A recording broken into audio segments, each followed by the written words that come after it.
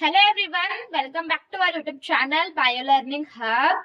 आज हम लोग मीट पक्का टॉपिक सीरीज के अंदर स्पर्मेटोजेनेसिस को पढ़ने वाले हैं। ये जो स्पर्मेटोजेनेसिस टॉपिक है बच्चों, इससे हर साल इनमें क्वेश्चन बनता है। तो चलो शुरू करते हैं, ठीक है। जो स्पर्मेटोजेनेसिस टॉपिक है ये ह्यूमन रिप्रोडक्शन के अंदर गेमेटोजेनेसिस टॉपिक के अंदर आता है।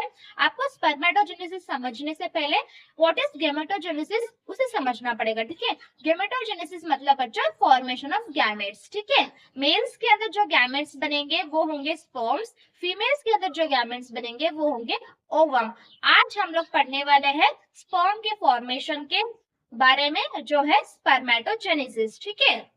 स्पर्मेटोजेनेसिस बच्चों ये कब स्टार्ट होता है? लड़कों के अंदर स्पर्मेटोजेनेसिस जो है बच्चों वो प्यूबर्टी के टाइम में स्टार्ट हो जाता है, ठीक है। मतलब 13-14 साल की उम्र में ही स्पर्मेटोजेनेसिस स्टार्ट हो जाता है, ठीक है। और कहाँ पर स्पर्मेटोजेनेसिस होता है? स्पर्मेटोजेनेसिस बच्चों सेमिनिफेरस ट्यूब्यूल्स के अंदर होता है, ठीक है। सेमिनिफेरस ट्यूब्यूल्स के अंदर हमें दो टाइप्स के सेल्स देखने को मिलते हैं, है ना। First one Sertoli cells and second one spermatogonia. इसको मेल जर्म सेल्स भी बोला जाता है, ठीक है। ये स्पर्मेटोगोनिया जो प्रेजेंट है सेमिनिफेरस ट्यूब्यूल्स के अंदर बच्चों, यही स्पर्मेटोगोनिया क्या करेंगे आगे जाकर ये माइटोटिक डिवीजन करेंगे, ठीक है। ये क्या करेंगे? स्पर्मेटोगोनिया माइटोटिक डिवीजन करेंगे। माइटोटिक डिवीजन कर ये अपने नंबर को बढ़ाएंगे और प्राइमरी स्पर्मेटोसाइट्स बनाएंगे, ठीक है।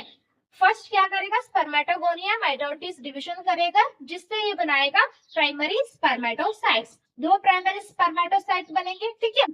और जो प्राइमरी स्पर्मेटोसाइट बना है ये आगे जाकर फर्स्ट मियोटिक डिवीजन करेगा, ठीक है। फर्स्ट मियोटिक डिवीजन करेगा, ठीक है। यहाँ पर याद रखो बच्चों, जो प्लॉइडी है स्पर्मेटोगोनिया का वो क्या है? 2n है, ठीक है। डिप्लॉइड है 2n। जब माइटोसिस होगा, माइटोसिस ऐसा डिवीजन है, ये इक्वेशन डिवीजन है, ठीक है। सो माइटोसिस के बाद भी जो प्राइमरी स्पर्मेटोसाइट्स के जो प्लॉइडी है वो सेम रहेगा, ठीक है। 2n ही रहेगा, ठीक है। बट जो प्राइमरी स्पर्मेटोसाइट है वो क्या करेगा? आगे जाके फर्स्ट मियोटिक डिवीजन करेगा। उसके बाद हमें दो सेल्स मिलेंगे, उनको कहा जाता है सेकेंडरी स्पर्मेटोसाइट्स, ठीक है। सेकेंडरी स्पर्मेटोसाइट, इनका जो प्लॉइडी है बच्चों सेकेंडरी स्पर्मेटोसाइट्स का वो है n। ये हैप्लॉइड होंगे। क्यों? क्योंकि जो primary spermatocyte first meiotic division से सेकेंडरी स्पर्मेटोसाइट बना रहा है वो मियोटिक डिवीजन से बना रहा है। ये एक रिडक्शनल डिवीजन है बच्चों, ठीक है। इसकी वजह से जो प्लॉइडी होगी वो रिड्यूस होकर हैप्लॉइड हो जाएगी, ठीक है। उसके बाद सेकेंडरी स्पर्मेटोसाइट क्या करेंगे बच्चों? सेकेंड मियोटिक डिवीजन करेंगे, ठीक है। सेकेंड मियोटिक डिवीजन करेंगे। सेकेंड मियोटिक डिवीजन के टाइम जो सेकेंडरी स्पर्मेटोसाइट्स है वो आगे क्या प्रोड्यूस कर देंगे? स्पर्मेटिड्स प्रोड्यूस कर देंगे, ठीक है। इनकी भी प्लॉइडी सेम होगी, ठीक है। इनकी भी प्लॉइडी सेम होगी, ठीक है। बच्चों जो स्पर्मेटिड्स है हम इनको अभी स्पर्म्स नहीं कह सकते। क्यों? क्योंकि ये जो स्पर्मेटिड्स है अगर आप देखोगे तो ये तो राउंड शेप में है, हमें तो फ्लैजिलेटेड स्पर्म्स चाहिए ना। तो हमें इनका स्ट्रक्चर क्या करना है? बदलना है, ठीक है। सो ये क्या करेंगे? स्पर्मेटिड्स क्या करेंगे? डिफरेंशिएट हो जाएंगे आगे जाकर और बना देंगे स्पर्म्स या फिर स्पर्मेटोजोआ, ठीक है। स्पर्म्स या फिर स्पर्मेटोजोआ आप कह सकते हो, उसको फॉर्म कर देंगे। फाइनली हमारे स्पर्म्स बन चुके हैं, ठीक है। पर क्या ये स्पर्म्स अभी फुल्ली रेडी है बाहर जाने के लिए? नहीं बच्चों, ये जो स्पर्म्स बनेंगे ये क्या करेंगे? ये जो सेमिनिफेरस ट्यूब्यूल्स के अंदर जो ये सेरेटोइल सेल्स है बच्चों, उस सेरेटोइल सेल्स के अंदर अपना जो सिर है उसे घुसाकर बैठे हैं, ठीक है। हमें इनको बाहर निकलना पड़ेगा, ठीक है। इनको रिलीज करना पड़ेगा फ्रॉम सेमिनिफेरस ट्यूब्यूल, ठीक है।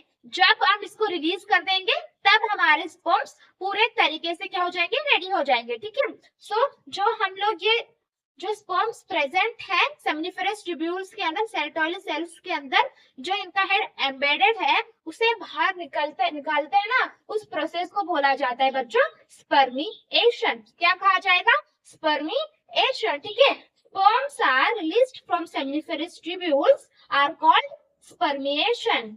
ओके बच्चों, यहाँ पर जो पूरा प्रोसेस बन रहा है स्पर्मेटोगोनिया से स्पर्म्स, इसको बोलेंगे हम लोग स्पर्मेटोजेनेसिस, ठीक है। पर बच्चों यहाँ पर सेकेंडरी स्पर्मेटोसाइट से स्पर्मेटिड्स बन रहे हैं ना, इन प्रोसेस को सेकेंडरी स्पर्मेटोसाइट से स्पर्मेटिड्स बनने वाले प्रोसेस को क्या कहा जाएगा? स्पर्मियोजेनेसिस कहा जाएगा, ठीक है। स्पर्मियोजेनेसिस कहा जाएगा, ठीक है।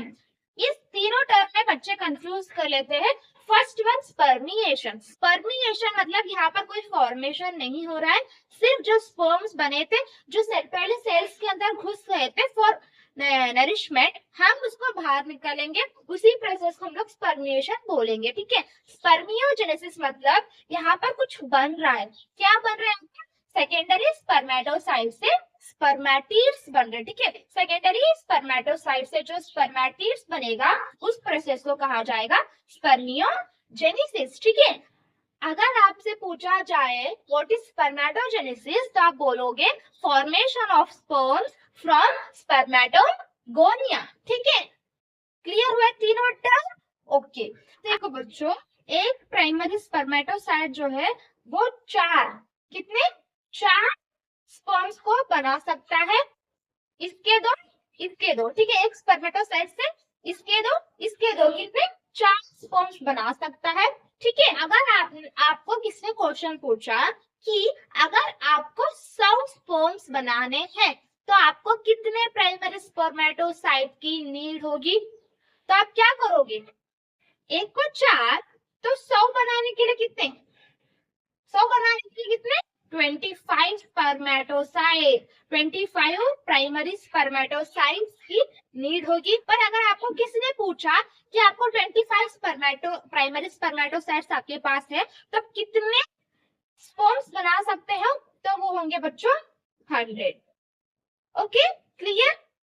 ओके यहाँ पर और एक चीज याद रखो, जो प्राइमरी स्पर्मेटोसाइट होगा उसकी जो प्लॉइडी होगी वो डिप्लॉइड होगा, 2n होगा। पर जो सेकेंडरी स्पर्मेटोसाइट बनेगा उसका जो प्लॉइडी होगा वो n होगा। उसके नीचे के सारे के प्लॉइडी जो होगी वो हैप्लॉइड होगी, ठीक है। ये आपको याद रखना पड़ेगा। या we have done with spermatogenesis. बच्चों इसके अंदर और एक इम्पोर्टेंट चीज है जिसको आपको पढ़ना होगा, ठीक है। जब भी क्वाइटस होगा, ड्यूरिंग क्वाइटस एक इजैकुलेशन के अंदर बच्चों 200 से 300 मिलियन स्पर्म्स क्या होते हैं? बाहर निकलते हैं, ठीक है। इन 200 से 300 मिलियन स्पर्म्स के अंदर at least 60% of sperms must have normal shape and size, ठीक है। नॉर्मल फर्टिलिटी होने के लिए जो 200 से 300 मिलियन स्पर्म्स रिलीज हो रहे हैं, इसके अंदर एटलीस्ट 60% ऑफ स्पर्म्स क्या होने चाहिए? करेक्ट शेप में, साइज में होने चाहिए, ठीक है। और इसके अंदर 40% ऑफ स्पर्म्स, ठीक है, 60% ऑफ स्पर्म्स जो होने चाहिए वो करेक्ट शेप होना चाहिए उसका, और फिर करेक्ट साइज होना चाहिए, ठीक है। उसके बाद जो 40% ऑफ स्पर्म्स होंगे इसके अंदर वो विगरस मोटेलिटी को शो करना चाहिए, ठीक है। ये कंडीशन है, ठीक है। अगर ये क्राइटेरिया फुलफिल नहीं हुआ तो आगे जाके इनफर्टिलिटी का शिकार हो सकता है, ठीक है। इसलिए 60% of sperms must have correct shape and size and 40% of sperms must show vigorous mortality, ठीक है। इसको कैसे याद रखोगे? ठीक है, जब भी मतलब यार जब भी कोई भी लड़का लड़की को देखने जाता है तो पहले क्या देखता है? सूरत, जो गुण है जो वो तो बाद में आता है, ठीक है। पहले तो सूरत ही देखा जाता है, ठीक है, फेस ही देखा जाता है। तो पहले क्या होना चाहिए? शेप एंड साइज जो होने चाहिए वो ज्यादा मात्रा में होना चाहिए। तो 60% जो होंगे वो अच्छी खासी दिखनी चाहिए, फेस अच्छा खासा उसका होना चाहिए, ठीक है। उसके बाद जो बच्चा 40% है वो क्या देखेगा कि घर कैसे संभाल सकती है, फिर अच्छा से मतलब सारे काम को संभाले आगे जाकर। सो ये ऐसे आप याद रख सकते हो, ठीक है। अब हार्मोनल कंट्रोल के ऊपर आते हैं। ये हार्मोन्स जो होंगे वो किस तरीके से स्पर्मेटोजेनेसिस को अफेक्ट करेंगे वो देखो, ठीक है।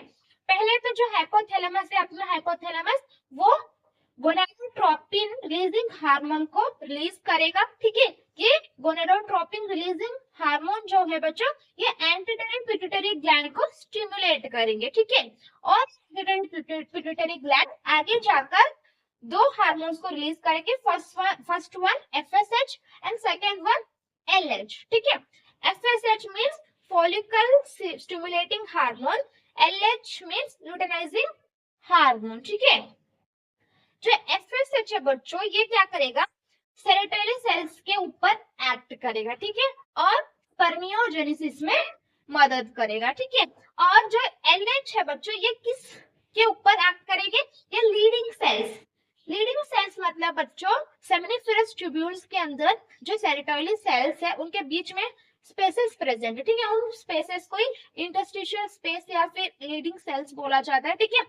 उन लीडिंग सेल्स के ऊपर एलएचएस एक्ट करेंगे, फिर क्या करेंगे, एंड्रोजेंस को रिलीज करवाएंगे, ठीक है। ये एंड्रोजन जो होंगे बच्चों ये स्पर्मेटोजेनेसिस करवाएंगे, ठीक है। सो एलएचएस स्पर्मेटोजेनेसिस में मदद करेगा, एफएसएच स्पर्मियोजेनेसिस में मदद करेगा। यहाँ पर एफएसएच एस से याद रखो सेरोटोनिन सेल्स, यहाँ पर एलएच एल से याद रखो लीडिंग सेल्स, ठीक है, लीडिंग सेल्स, ठीक है। ये था टोटल आपका टॉपिक स्पर्मेटोजेनेसिस के बारे में। होप करती हूँ ये टॉपिक आपको अच्छे तरीके से रिवाइज हो चुका है और आपको याद हो चुका है। इसी तरीके के क्विक रिवीजन के लिए मेरे यूट्यूब चैनल को सब्सक्राइब कर लेना और बेल आइकन को भी ऑन कर लेना, जिससे आपको हर एक नया वीडियो को नोटिफिकेशन मिलता रहे। मैं मिलती हूँ आपको अगले वीडियो में। अगला जो टॉपिक है अपना oogenesis होगा, उसके बाद मेंस्ट्रुअल साइकिल होगा, उसके बाद हम लोग बायोटेक्नोलॉजी पे मूव करेंगे जहां पर हम लोग बीटी कॉटन के बारे में फिर पीजीआर के बारे में पढ़ेंगे, ठीक है। सो मैं मिलती हूँ आपको अगले वीडियो में, तब तक के लिए धन्यवाद।